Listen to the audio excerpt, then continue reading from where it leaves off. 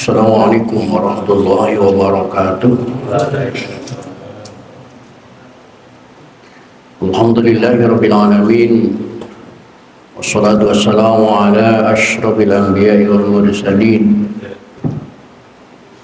Sayyidina wa habibina wa syafi'ina wa maulana Muhammadin wa ala alihi wa ashabihi ajma'in. La haula wa la quwwata illa billahil aliyyil azim. Amma ba'da. Qad qala ta'ala bi ayatihil karim. A'udzu billahi minasyaitonir rajim. Bismillahirrahmanirrahim. Wa ma khalaqtul jinna wal insa illa liya'budun. Shadaqallahul azim. Bapak-bapak segenap jamaah dan pengurus Masjid Jami'atul Yakin, bil khusus yang hadir taklim pada malam ini, yang saya hormati dan yang saya muliakan, mudah-mudahan dengan bertaklim, bersilaturahmi, duduknya itikaf di masjid, kehidupan kita mendapat kemuliaan dari Allah Subhanahu wa taala. Puji serta syukur mari kita panjatkan kehadirat Allah. Salawat serta salam mari kita tersanjungkan kehadirat Rasulullah Muhammad sallallahu alaihi wasallam. Hadirin rahimakumullah. Lanjutan taklim kita pada malam ini melanjutkan metodologi fikih dengan kitab Fathul Qorib atau yang tayang di layar di kitab Syekh sebagai syarahnya. Malam ini di kitab yang Bapak pegang yaitu di halaman 140.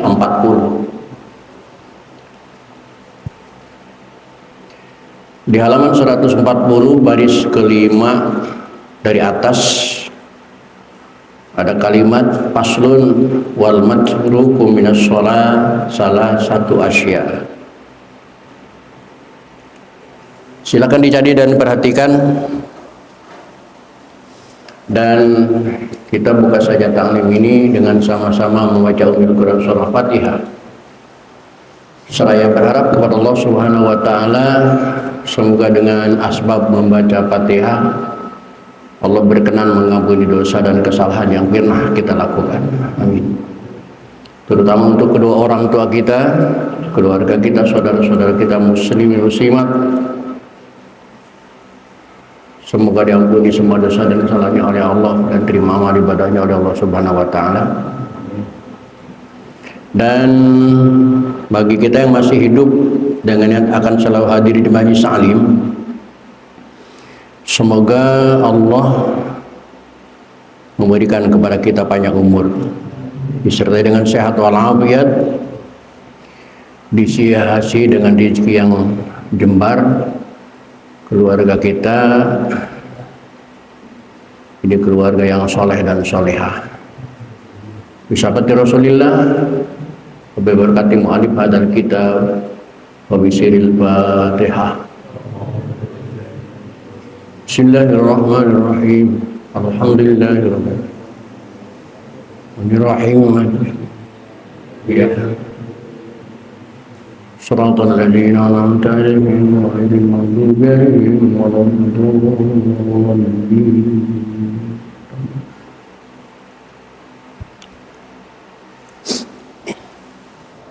Baik hadirin, silakan diperhatikan halaman 140 baris kelima dari atas. Bismillahirrahmanirrahim. Ya, paslun,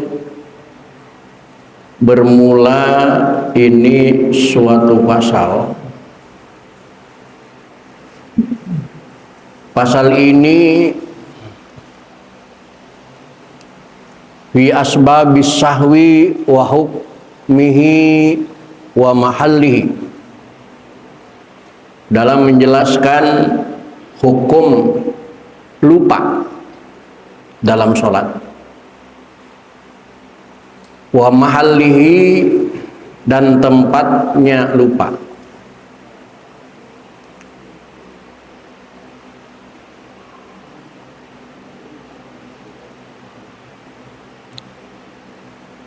Bapak-bapak pernah ketika sholat mengalami lupa?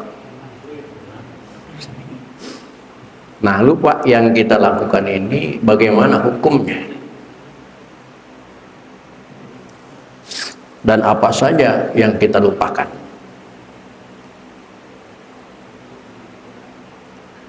Wal matruku, dan yang tertinggal. Minas sholati, dari rangkaian sholat itu ada salah satu asya'a, ada 3 perkara. Lihat di layar, baik tertinggalnya amdan secara disengaja, au sahwan, atau karena lupa, hukumnya sama. Kalau di dalam bab ibadah puasa kan sengaja dan lupa itu hukumnya beda. Kalau dalam sholat sengaja dan lupa itu hukumnya sama. Amdan au sahwan, baik sengaja maupun lupa.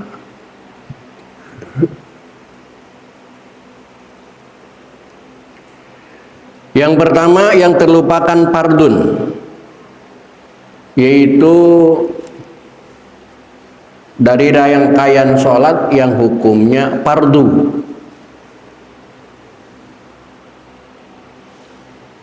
Fardu itu juga wa yusama birukni aidon, dan disebut pula dengan kata rukun. Karena di dalam bab sholat, fardu adalah rukun, rukun adalah wajib, wajib adalah fardu. Itu dalam kitab ilmu bade disebut bade tasyakkuk, ada al-ishtirak, ma ta'addada al-lafdu wa tahadda al-makna. Lafadznya berbeda, fardu, rukun, wajib, tapi jenisnya satu. Berbeda dalam bab haji. Kalau dalam bab haji, rukun itu bukan wajib, wajib juga bukan rukun. Orang tua kita Pak Haji Darsono kemarin melaksanakan haji itu ada rukun, ada wajib. Penjelasannya, kalau kita meninggalkan wajib tetap sah hajinya, namun harus bayar dam. Itu kewajiban haji. Tapi kalau kita dalam haji meninggalkan rukun, itu tidak sah hajinya, diulang lagi tahun depan. Itu kalau yang ditinggalkan rukun. Itu dalam bab haji beda dengan bab sholat. Yang pertama rukun, wasunnatun, dan yang kedua sunnah. Sunnah yang mana? Lihat di layar, ba'din, sunnah ab'ad. Yang ketiga, wahayatun, dan sunnah hayat. Wahuma, dan keduanya itu baik sunnah ab'ad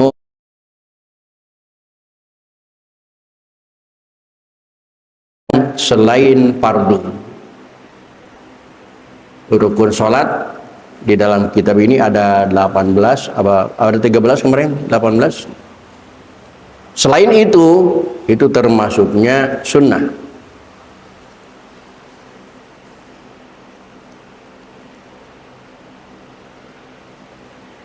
Wa bayyanal musannifu, dan Ki Musannif menjelaskan as-salasata, pada yang 3 perkara itu,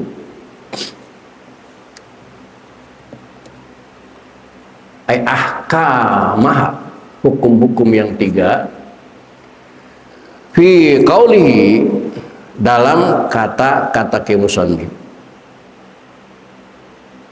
Fal fardu,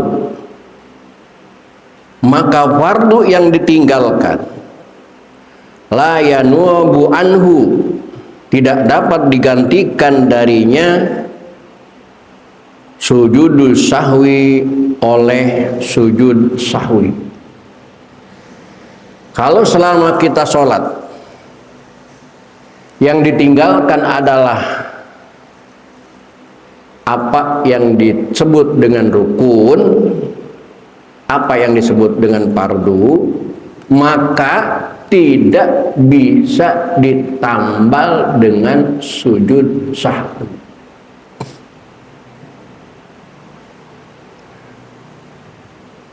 Lalu kalau tidak bisa ditambal dengan sujud sahwi, bagaimana solusinya? Bal indakarohu, tetapi jika ia ingat musolli kepadanya el fardo, yakni kepada fardu, wa huwa fi sholati, sedangkan ia di dalam sholat, masih di dalam sholat, atabihi, maka ia harus mendatangkan kepadanya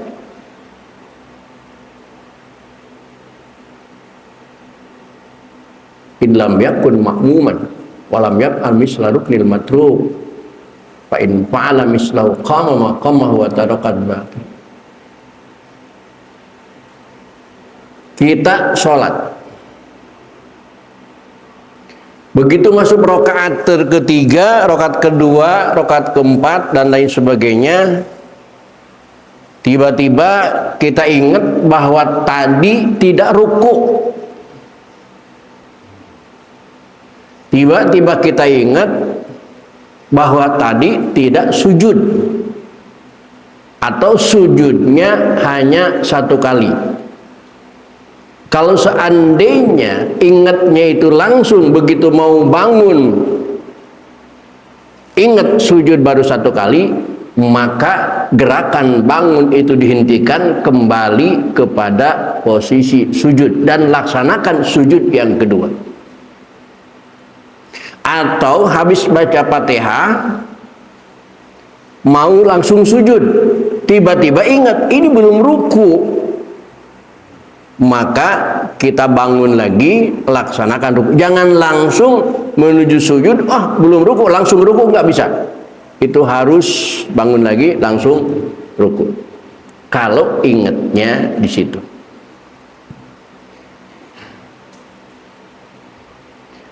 Tetapi kalau ingatnya kita setelah melakukan dua kali dari rakaat yang berbeda, kita sholat pada rakaat ketiga, pada rakaat keempat, begitu ruku ingat rakaat tadi sebelumnya ternyata nggak ruku, yakin nggak ruku, karena kita baca surahnya, surah As-Sajadah. Begitu baca surat As-Sajadah langsung sujud, bangun lagi, baca surah lagi, melanjutkan, kemudian sujud lagi karena ingat tadi sujud ditimbang ruku, ingatnya ruku pada tadi sujud sajadah. Begitu kita lanjutkan rakaat selanjutnya, ketika ruku ingat, oh tadi saya nggak ruku, tadi menurunkan badan itu sujud as-sajadah. Bagaimana kalau begitu? Kalau begitu, hilangkan satu rakaat yang tidak ada rukuknya tadi. Kalau sudah 3, hitung menjadi 2. Kalau sudah 4, hitung menjadi 3. Maka tambahkan satu rakaat lagi.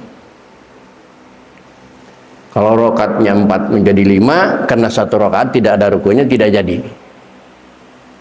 Itu kalau ingatnya sudah rakaat berikutnya.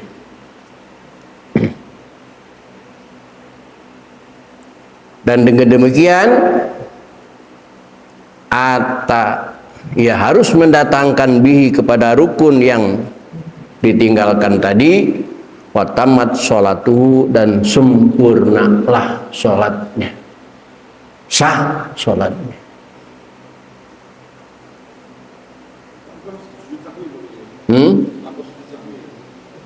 Tanpa sujud sahwi, karena yang ditinggalkan rukun. Untuk menambahkan rakaatnya itu menjadi lebih daripada rakaat yang biasa.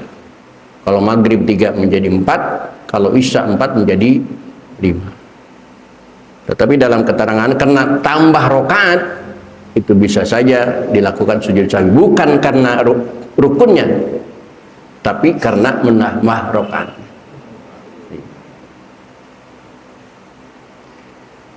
Pasal kemudian bagaimana kalau kita ingatnya setelah selesai salam? Kita lanjutkan. Au zakarahu, atau ia ingat pada fardu itu ba'da salami, sesudah aweh salam.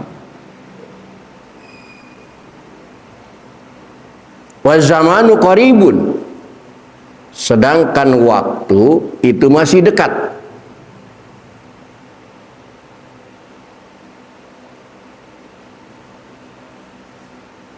Atabihi, maka ia harus mendatangkan bihi, dengan fardu yang ditinggalkan.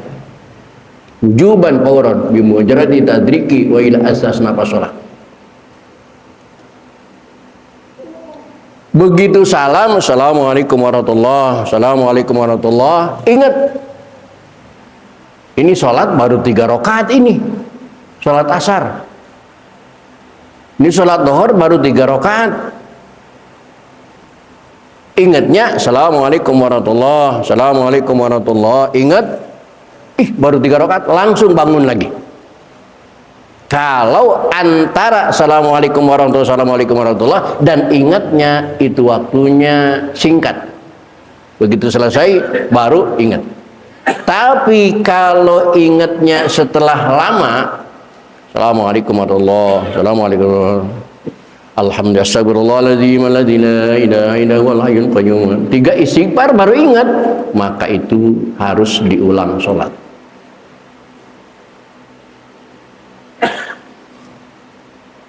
Wa illa, dan kalau ingatnya tidak qaribun, maka istanafa sholatu, mulai lagi sholat yang benar kalau masih di dalam waktu. Tapi dalam sholat sendiri, termasuk jamaah juga. Kalau imamnya yakin dengan prinsipnya, tidak bisa diingetin. Karena dalam sholat itu menggunakan prinsip masing-masing. Imamnya sholat 3 rakaat, langsung tahiyat akhir, diingetin sama makmum, ini rakaat yang ketiga, sholat isya umpamanya. Imam udah yakin 4 rakaat, imam langsung aja sampai salam imam, karena imam yakin sudah 4, bagi imam sah sholat isyanya karena yakin sudah 4. Tapi bagi makmum yang yakin masih 3, itu setelah selesai imam salam dia harus bangun lagi karena baru 3 rakaat. Makmum harus bangun lagi. Ketika makmum tidak bangun lagi, padahal dia meyakini sholat isya itu baru 3 rakaat, maka sholatnya batal. Sholat makmumnya batal. Imam nggak batal, karena dia keyakinannya sudah 4. Ini rumit ya, rumit. Ya. Karena sholat itu hablum minallah, urusan kita dengan Allah. Tidak peduli kepada orang sekeliling kita.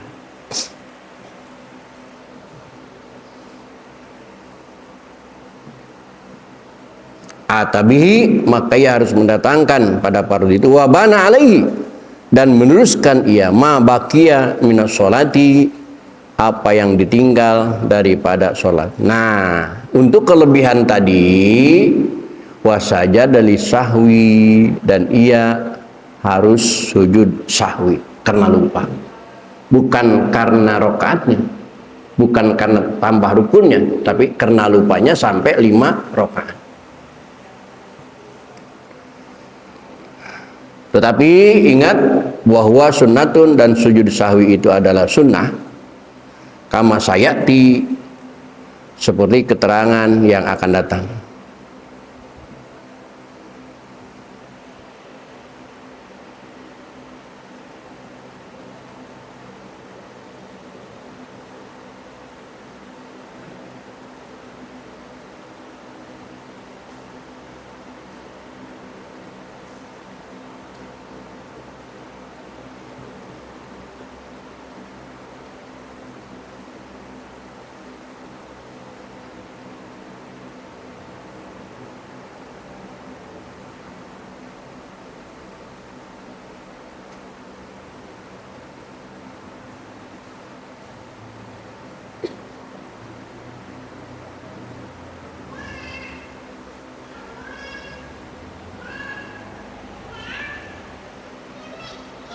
Lakin tetapi inda ta'ki makmurin bihi, ketika meninggalkan yang diperintah kan di dalam sholat, au fa'li manhiyin anhu, atau mengerjakan yang dilarang anhu dari barang itu, bihi di biha di dalam sholat.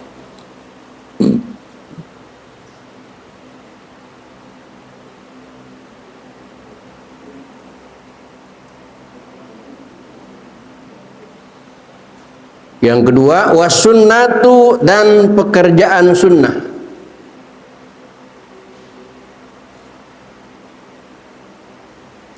Yang disebut sunnah tadi, sunnah yang pertama al ba'di, sunnah ab'ad. Bagaimana kalau di dalam sholat kita meninggalkan sunnah ab'ad? Kasus yang sering kali terjadi yaitu meninggalkan baca kunut di dalam salat subuh, atau meninggalkan tasyahud awal dan lain sebagainya. Sunnah itu intarokahal musalli, jika ditinggalkan sunnah itu oleh orang yang sholat, maka la ya'udu ilaiha, tidak boleh kembali ia ilaiha kepada sunnah itu, ba'da talabusi bil fardi, sesudah mengerjakan pada yang fardu. Ini ingatkan baik-baik.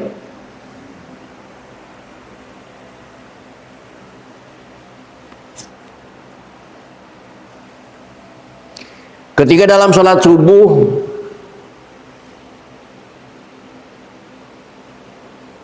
baik sholat sendiri maupun sebagai imam, meninggalkan doa kunut dari posisi ruku, subhana rabbiyal azim wa bihamdi subhana rabbiyal azim wa sami Allahu liman hamidah, langsung sujud. Sudah ada dalam posisi jongkok sujud, mau sujud, ingat, nggak kunut nih. Atau makmum baca tasbih subhanallah, imam baru sadar, iya, imam makmum baca tasbih, ini mengingatkan saya bahwa saya tidak kunut. Maka setelah dalam posisi udah dekat ke sujud, la ya'udu ilaiha, dilarang kembali bangun ke posisi kunut. Nggak boleh, nggak boleh, nggak boleh.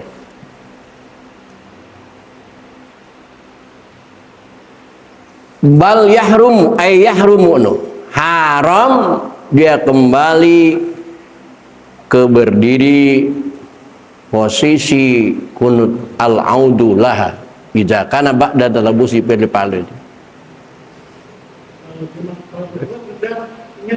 belum berubah kan? Kalau enggak langsung belum gimana? Itu qabla talabus, belum masuk ke posisi sujud, belum. Silakan, nggak apa-apa. Kalau belum masuk ke posisi sujud, ini sudah masuk ke posisi sujud, artinya dengkul itu sudah, ya. Silakan. Kalau belum masuk ke posisi sujud.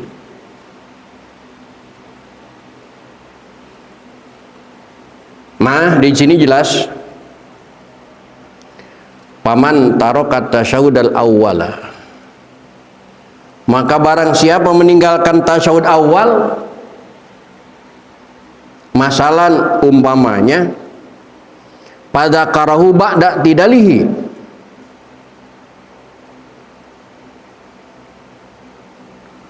lalu dia ingat kepada tasyahud awal itu sesudah ia beriktidal. Maksudnya bukan beriktidal, sudah berdiri tegak, mustawiyan dalam keadaan tegak, maka la ya'udu ilaihi, ia tidak boleh kembali kepada tasyahud awal, tidak boleh. Rakaat kedua dia lupa, dikiranya masih rakaat pertama. Selesai sujud yang kedua, dia langsung bangun. Begitu bangun, sudah berdiri tegak. Sebenarnya makmum dari tadi juga sudah baca subhanallah, cuman dia nggak peduli. Begitu sudah berdiri tegak, dia baru makmum itu baca subhanallah, mengingatkan dia sang imam karena tidak melaksanakan tasyahud awal. Ketika sudah, ya tadi dulu dalam kalimat tadi ba'da tidali, ketika dia sudah berdiri tegak, maka la ya'udu ilaihi, tidak boleh turun lagi ke posisi duduk hanya untuk melaksanakan tasyahud awal, nggak boleh. Tapi kalau imamnya itu habis sujud langsung bangun, dalam waktu mau bangun masih jongkok, makmum membaca subhanallah mengingatkan, langsung dia sadar, itu sebelum berdiri tegak masih jongkok, maka boleh kembali lagi ke posisi tasyahud awal. Jadi ukurannya ba'da tidalihi, ya, udah tegak.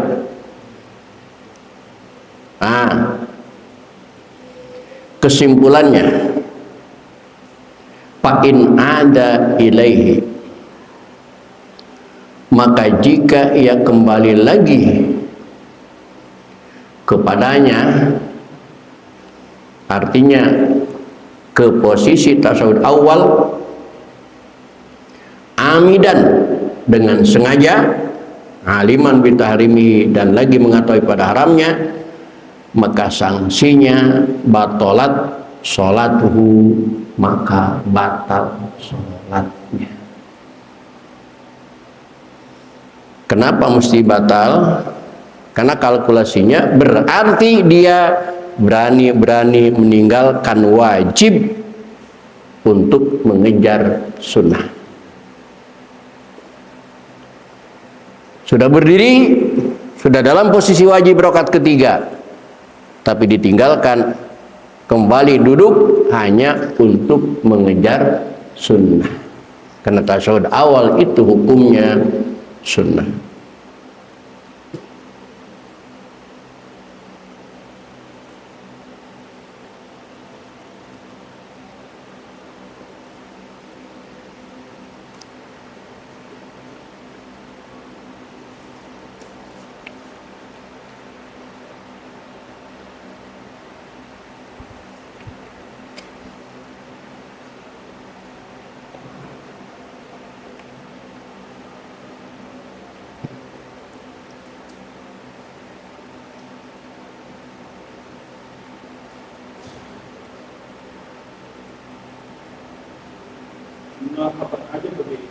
Sunnah apaan?